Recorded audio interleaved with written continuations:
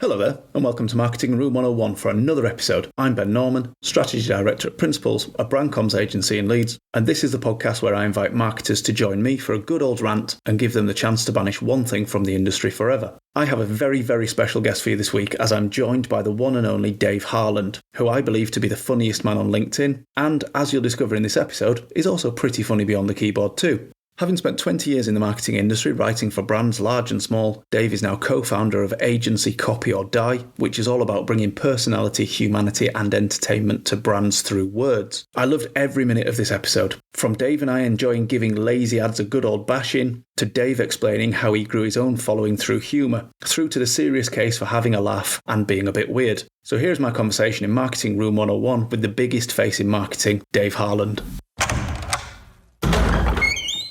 Dave, welcome to Marketing Room 101. Thanks so much, Ben. Thanks so much for having me. Yeah, it's exciting to finally banish something that has been annoying me for a while. So, Dave, for the sake of our listeners, just to set the scene here, do you mind just describing what it's like in here in Marketing Room 101? Yeah, well, clearly everything's dead. Like when you look around, everything's dead. So copywriting's dead. Design is dead. Social media is probably dying. It's on its arse anyway. Occasionally, there's a little weird zombie pops up and asks me to steal their framework to supercharge my client's engagement. But yeah, aside from that, it's a very barren land where nothing much is going on because it's all dying, because AI has taken over everything and we don't really need to exist anymore. So is this some sort of like dystopian cemetery? Is that what we're recording? Yeah.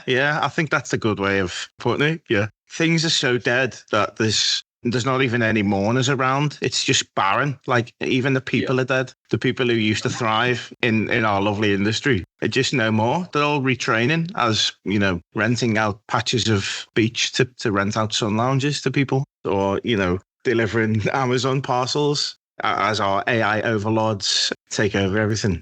I think that might be the most Orwellian answer we've had to that question. It's so grim and dystopian.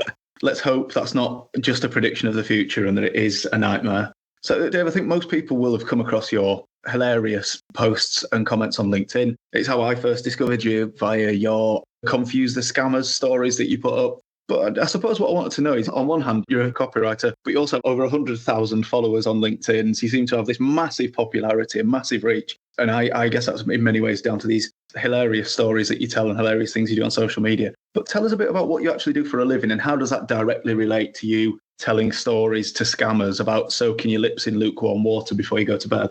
Yeah, great question.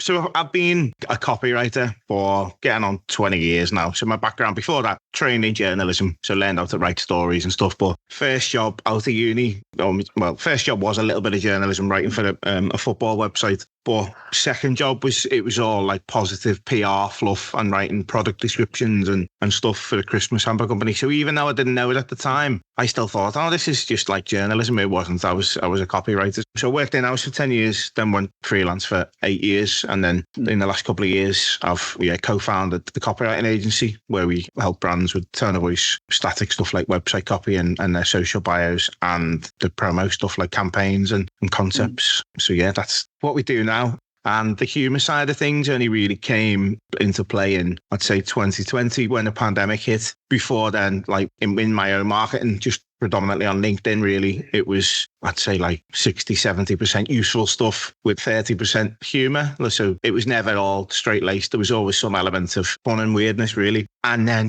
during the pandemic, I decided to flip things because the whole global mood was quite low. I was hemmed into my little box room in my house, which I hate working from. And I decided to go the other way and just start doing really, really silly stuff, starting with critiquing the government slogans and doing like tongue-in-cheek introductions to all of these people who'd never really used LinkedIn before. But now they've got no bosses over their shoulders. This is kind of what you can get away with. And my following rocketed over like 3 or 4 months during that first lockdown. And, I wasn't getting Gary's Garage from down the road getting in touch asking me to do his website. I was getting like Google, "Hi Dave, we've noticed you're here. Can you do this campaign for us?" So it was just a massive shift overnight. And ever since then, I've leaned more into doing funny stuff.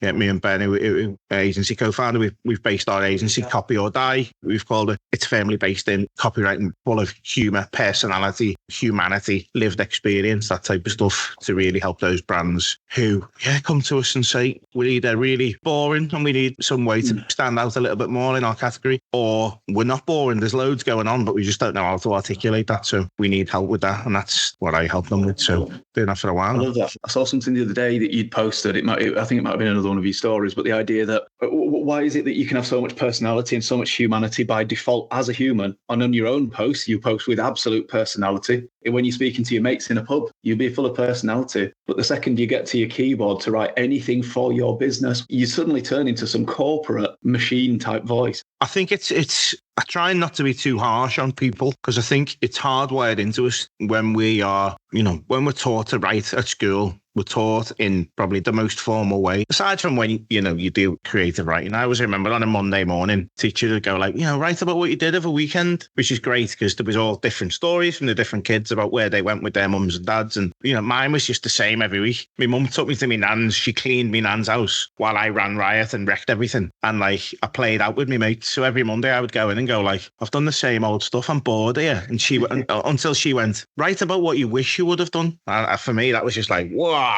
I was skydiving and I was in Australia that weekend, so that really opened my mind up. But in the main, at school, we're taught to write in a really formal way. When we're writing a letter, dear such and such, to whom it may concern, kind regards, blah de blah, or yours faithfully. It's all really formal. No one ever really teaches you to write like you speak. It's just not done. So there's rarely that ability to think of articulating stuff in a different way. And you can't do a degree in copywriting, so they're certainly not teaching it in school. You might do a little bit about marketing, but it's a skill that no one is ever really taught. So I try and not go too harsh on people, but when the big brands do it, like unforgivable.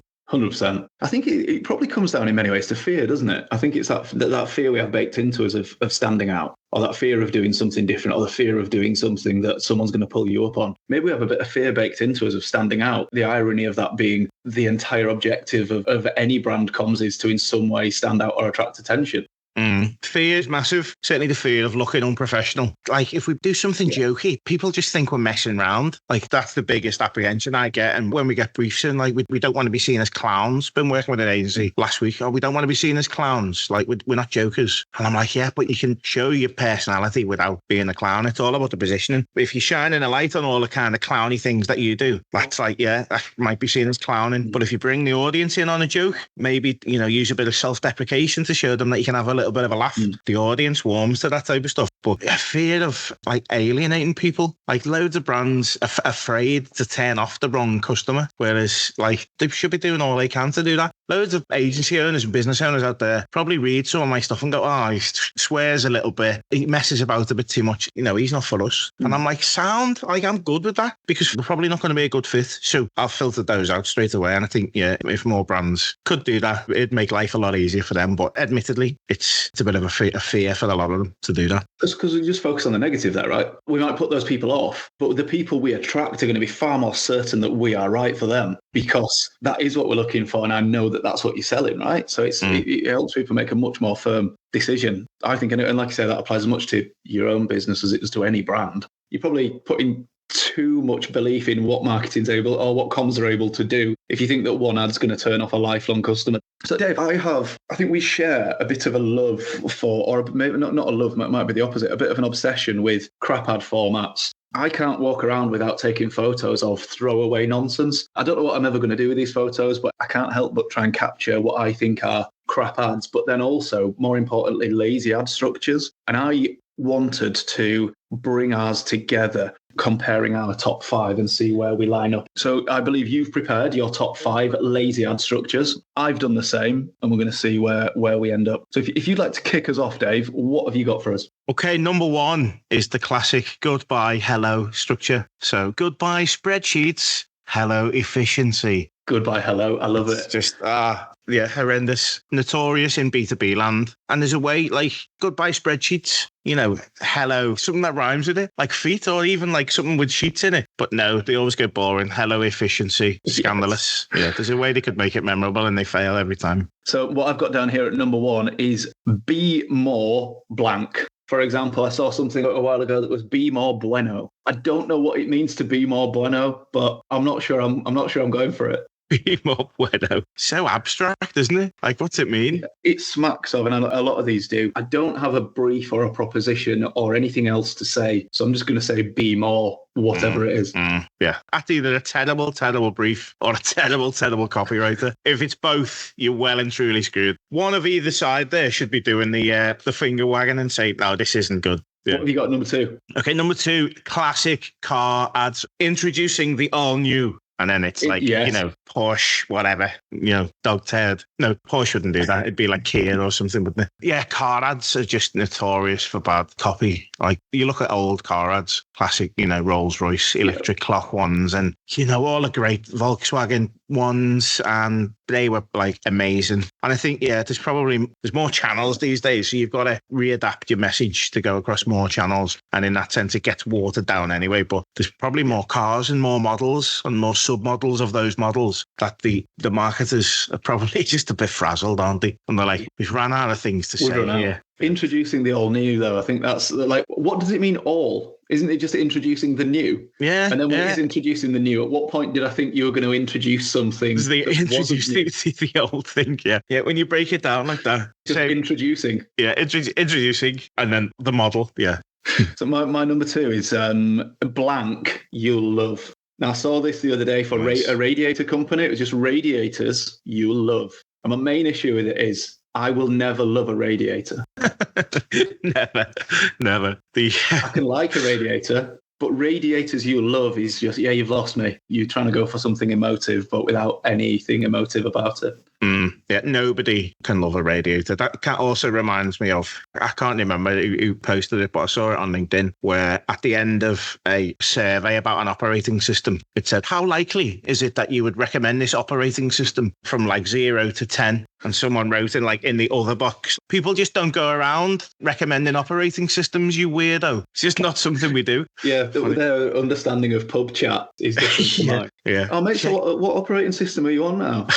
Yeah, nuts. Dave, what's your number 3? Number 3 is same, new, So like, same great taste, new convenient packaging. It's like, it's been done to death. Seen it so many times before. Think of a new way to say it, please. I think that's a brief. If you want to put that into the brief, you might have the start of some form of positioning statement or proposition, but it's not a headline, is it? No, not at all. So my number 3 is your blank, but better. Yeah, we've seen that, don't we? Tons of times. It's so beige, isn't it? I've not got an example that comes to mind straight away, but it might be your eggs, but better. I can't think of a better example. If they're better, state what the better thing is. What's your number 4? Number 4 is elevate your which is B2B nightmare at the moment. Everything is elevating it because, lo and behold, our chatbot overlords just love that word. In the past 2 weeks, I've got about 8 screen grabs of different brands who've just gone, right, give me the first, like, type the prompt in, give me the first search result there, or first result from the chatbot, and it's bang, elevate your, again, efficiency, elevate your effectiveness, elevate your, it could be anything, your window cleaning. Elevate your day. The only brand that should be using an elevator plug is Otis, who make elevators. That's it. Yes. Nobody else. Or Schindler. Yeah, I like Elevate. Well, I don't like it. I like it as a suggestion. I think it's great. My number 4, here's to the blank. And I think this is one where, again, brands try and go emotive. Brands like McCain, maybe they've done all right with it in the past, but I think nowadays I see it whenever there's an intention to be emotive, but no real substance behind it. So it'd just be, here's to the triers, here's to the brave, here's to the whatever it might be. Yeah, I think it's like a thinly veiled attempt at kind of unifying a group of people out there. So, here's to the wannabe chefs almost. And it's like those people at home who, think they're foodies, but they're not quite there yet. Or there's like vague ones, like energy companies might do ads. I've seen this parodied by a brilliant comedian. They do like, here's to the go-getters, the day setters. Here's to the mums, the dads, the try-hards, the buy-hards. It's just like, oh, absolute cringeville. Yeah. You've explained my example much better than I did. Brilliant. Yeah, I love it. Yeah, it's exactly that. You can write the scripts straight away, can't you? And you can imagine the voice of the guy that's going to do it in that sort of northern, slightly warm voice. Yeah. So what was your... Are we on to number 5 now? We're up to number 5, yeah. So I've saved the worst to last, which is reimagined. So like yes. Laptops. Reimagined. Microphones, reimagined. Which you could also substitute in redefined in there. It's just, the worst of the worst. But yeah, laptops reimagined. Reimagined. It's just like, I've seen it out there. It's heinous. Not always a good thing, is it? If you're to truly reimagine something, I don't think the laptop needs reimagining, unless you've reimagined it in a very, very significant way. I'm not sure I'm buying into it. Like, what have you reimagined about it? And if so, if you have reimagined something, just say what you've reimagined. Yes. Don't say it's laptops reimagined. Say what the reimagined bit is, like Apple did with the MacBook Air when that came out. It was light, full stop, years ahead. And it was like, sound. Benefit, it's one of the lightest laptops out there. Years ahead, okay, sound, it must have loads of futuristic tech on board. There's your reimagining, and they've neatly packaged it in 3 words in a non-cliche way that's not going to do a load of marketers' heads in from afar. Yep, I'm with you 100%. Anything reimagined or redefined, I think it's such a lazy way of doing it. Yeah, you've put all the effort into redefining something, not writing an ad for it. My final one is unleash your blank. Unleash. Again, you should only be using unleash if you are vets for pets or that's it. Just only if you work with dogs. My little one's 3. Little Jack, he's got a Paw Patrol, a lunchbox, and it's got like something like, lunch unleashed hair effect. Love it. Because there's a load of little dogs on there. Yeah. But if you're selling, again, if it's a laptop and it's like unleash your genius, I'm not sure I feel leashed to start with. So there we go. Yeah, a little nod to Vicky Ross as well, because I've seen her talking about lazy ad structures as well.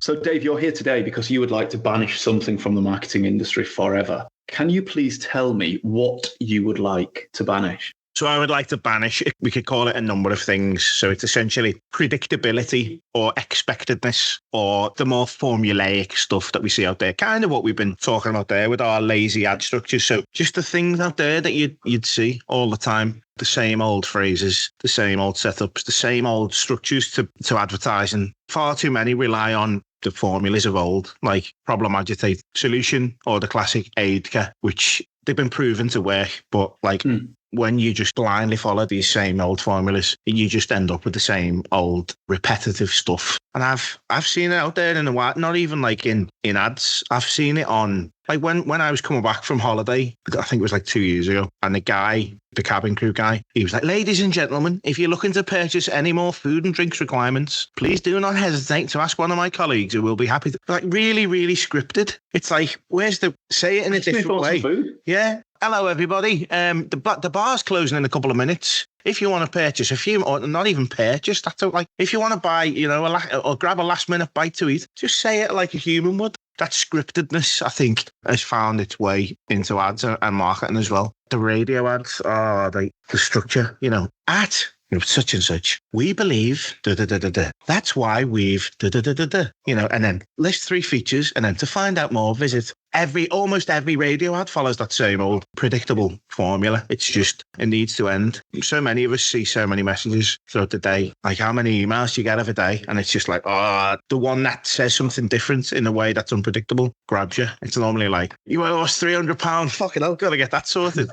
Take Black Friday, for instance. One of the worst days for bland marketing messages. Like I'm talking the behemoth brands out there, eBay, Microsoft. On Black Friday. Black Friday is here. Black Friday sale is here. It's like, what are you playing at? Like, what's grabbing anybody there? Whereas the likes of Spoke, brilliant trousers company in London, Spoke London, their Black Friday subject line was Black Thigh Day. So it was like all about these lovely trousers on your thighs. And it's just like, that's how you do it. That's how you stands out, right? Unpredictable stuff, yeah. You can't expect people to take notice when you're saying the same old stuff. But if you can put a phrase out there that no one's seen before, you got more of a chance of it standing out. It is that simple. Interesting. I was talking to Kev Chesters on a recent episode about this, and we were talking about, has advertising got worse? And we debated that a little bit. And I think where we landed on was that there is still the same amount of good advertising as there ever has been. But because the entry point to advertising now with the likes of digital media, social media, etc., email is so much lower, there are so many more ads than there ever have been. So there might still be the same amount of decent ads, but they're all hidden. Or there's so much more content these days, more and more and more and more and more. And I almost think, based on what you've just said there, that's an opportunity and a threat, isn't it? It means it's harder. You're lost in much more noise. But also, if you do really have that little bit of personality, you can really, really stand out. You're talking about being on an aeroplane there, and I'm sure we've all been on an aeroplane at some point where you do have the cabin manager who has a bit of personality, and they're having a bit of a laugh, and everybody, it's almost you feel a sigh of relief on the plane. People do start laughing, and people do find it funny when they've got they're having a bit of a joke, because it's so unexpected that all of a sudden you're paying attention, aren't you? 100%. And advertisers kind of forget that bit. They think it's back to what I was saying about when we first learned to write. It's like everything's kind of formulaic and formal, and we've got to do it this way because this is the only way to do it. This is how everyone thought. And I think advertisers, they just need to think about the real world, get out in the real world and listen to how, real people speak. Like I always remember like talking about that, using personality in unexpected places. I remember when my wife went in, she had a cesarean, and we went in, and I remember like it was the hottest day of the year, like in 2021. It was just a nightmare. We were there on the ward for like 8 hours, and then we went down to theatre to have the cesarean. I went in with her, and it was just like ice cold. It was the only room in the hospital with the aircon on. So straight away it was like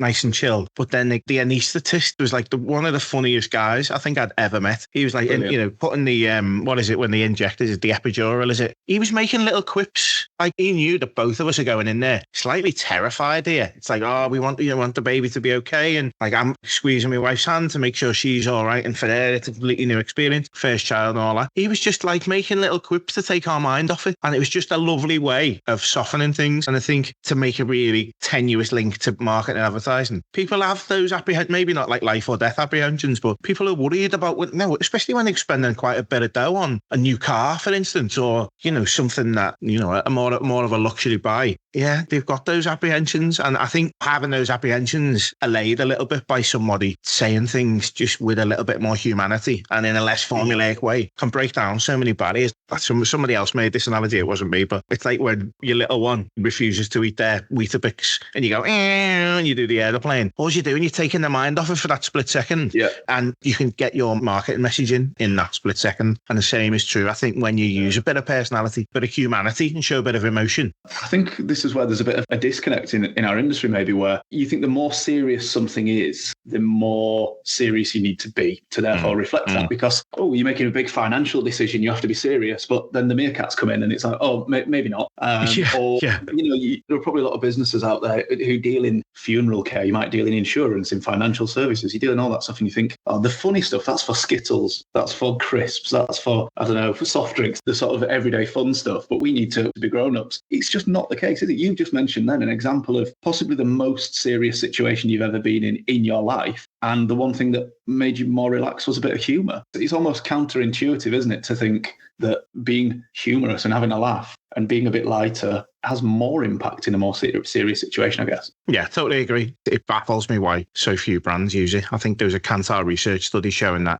it was already quite low. I think it was 15% of brands actively use humour within their stuff. Back in 2000, that's went down to 7% before the pandemic. It's gone up a little bit. There's been a little bit of an uptick since then, which I think maybe a few of them are a bit like me. Everything's a bit doom and gloom at the moment. Should we try and be a little bit lighthearted and do some funnier stuff? I think there has been a little bit of an uptick, but it's still massively low. So what do you think brands, what do you think advertisers, what do you think marketers should do to avoid falling into the trap of predictability? I think there's a few ways to kind of come at it. You either find a new way of saying the same old thing. So if you find yourself falling into that, was using any of those formulaic things, just try and think of a way to say it differently. But by its very nature, if it's a phrase that nobody else is using, that they're seeing for the first time, you're going to make people take notice, because we're curious, aren't we, humans? We're dazzled by things that interest us. But the second thing is say something that nobody else can say. So that's really ownable by you. So lean into a fact that nobody else can kind of claim. Spoke do it all the time.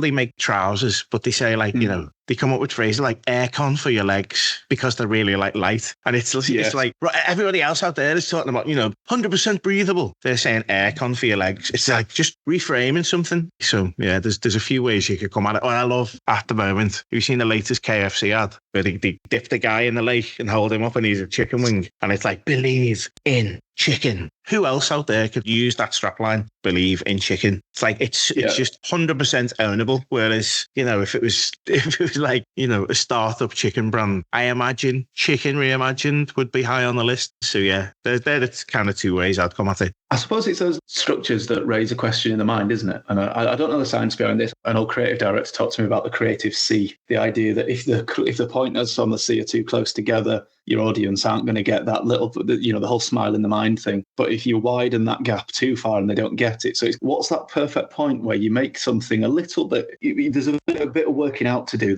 I think it's that C bit is like, if the top bit is the rational and the bottom bit is the emotional, it's kind of, the rational is the word chicken. Okay, the chicken, but then believe in chicken. Obviously, it's coming at the end of an ad where it's all this mad kind of sacrificial, like mad ritual thing where they're all like, they're carrying this egg through the forest. It's nuts. Like, it's one of my favourite ads of recent times. But yeah, I think that's C. If we got the rational and the emotional, too close together, it's just like you're not letting anybody in. Whereas just that kind of sweet spot between what people are thinking and how they're feeling, that's where you get people in. And there's loads of brands that get it spot on, like Taste the Rainbow, Skittles. I'm talking like, FMCG brands here, but Taste the Rainbow, like your rational is, taste. So these are tasty. And then the rainbow, it's like, they put a rainbow in my mouth. Like, wow, there's the emotion. So I think it's getting those two. Yeah, just you referenced earlier the whole light years ahead. Yeah. That's an exact example, isn't it? Like rational message in a way that you need to. The penny drops about half a second later, doesn't it? And you're like, wow. And what you're doing as well, you're showing the audience that you respect their intelligence to do the working out. You're not just being really vague, like saying something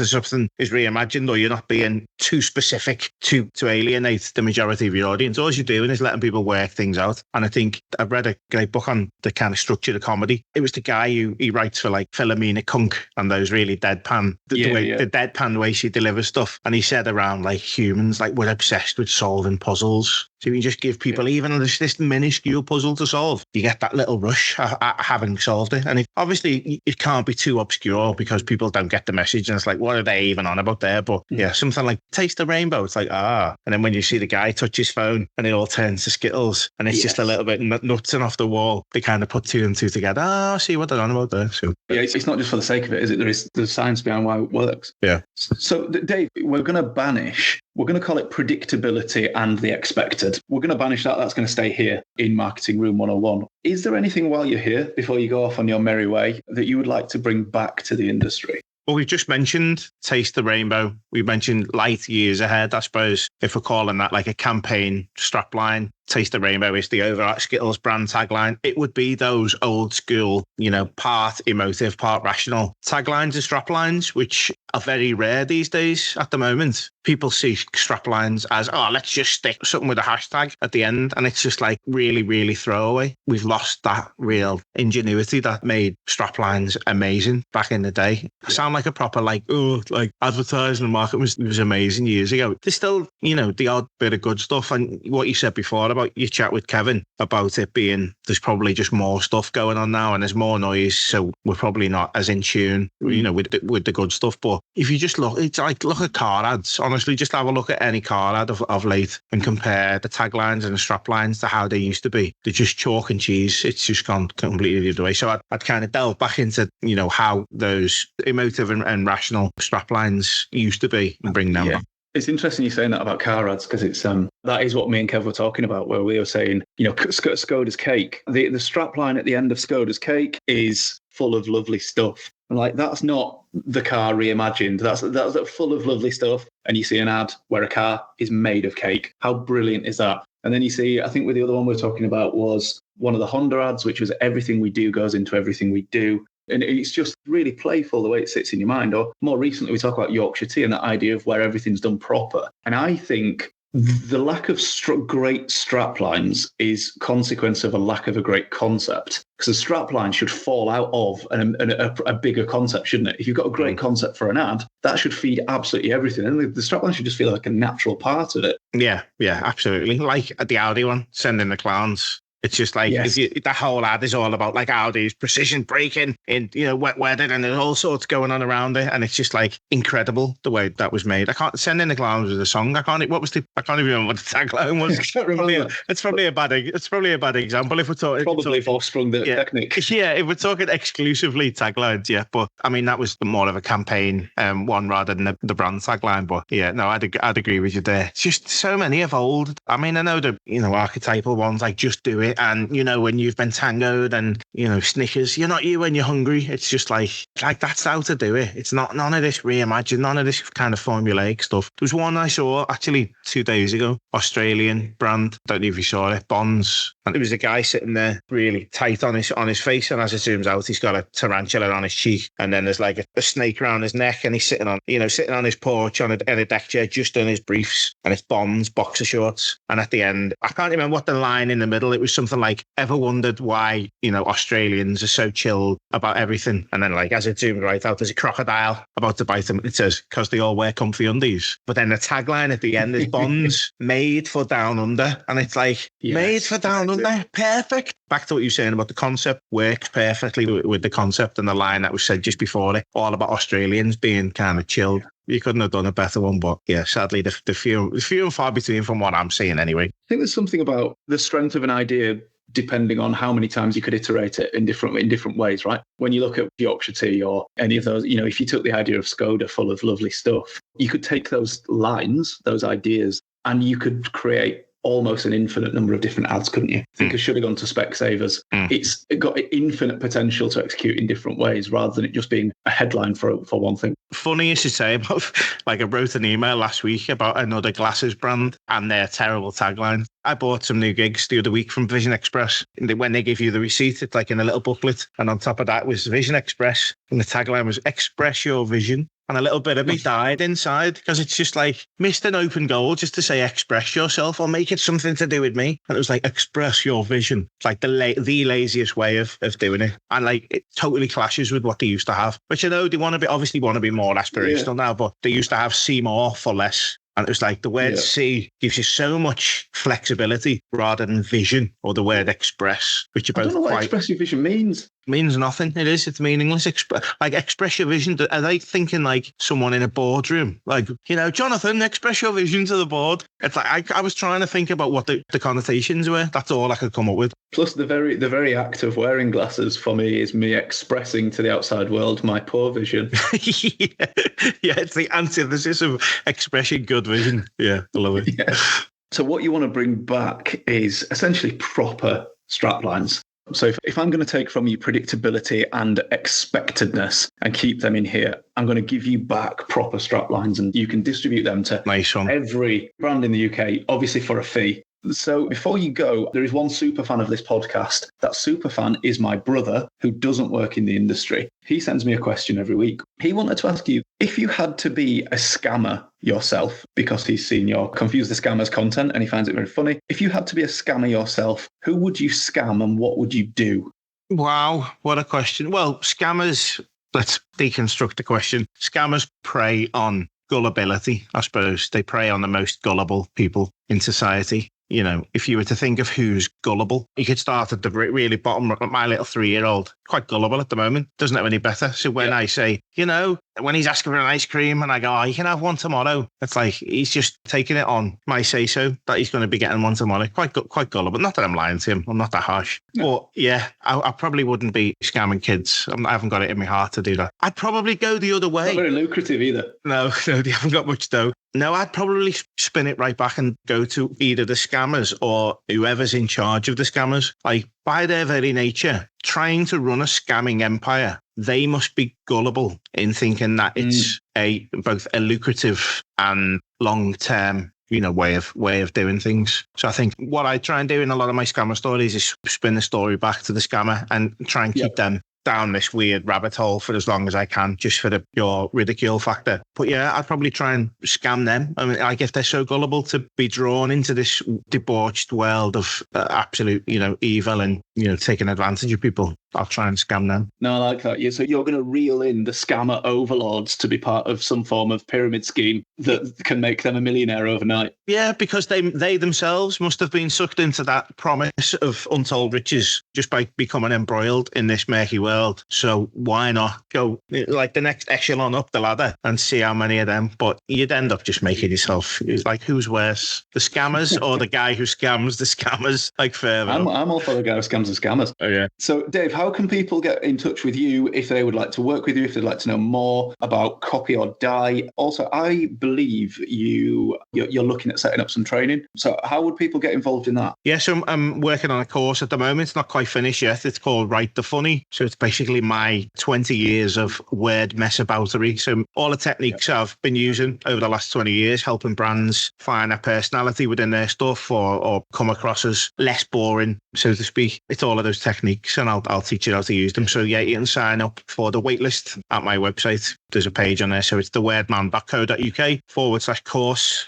And if you sign up, I'll give you a nice little chunky discount when the course launches later this year. And if you want to work with me and my agency, you can fill in a few questions at the bottom of our homepage on our website. So that's copyordie.co.uk, and we can help you with tone of voice, website copy, and campaigns. Almost always full of kind of personality and lived experience and the type of stuff that's going to capture people's attention in this heinous world of AI repetitiveness that we're in at the moment. Dave, thank you very much. You can now leave the industry cemetery. Nice one. Cheers, Ben. I'm going back up to land level, sea level, where there's a little bit more life. Although if you look around, probably not. It's probably all dying around us, isn't it? On that cheery note, Dave, thanks for coming in. Yeah, nice one.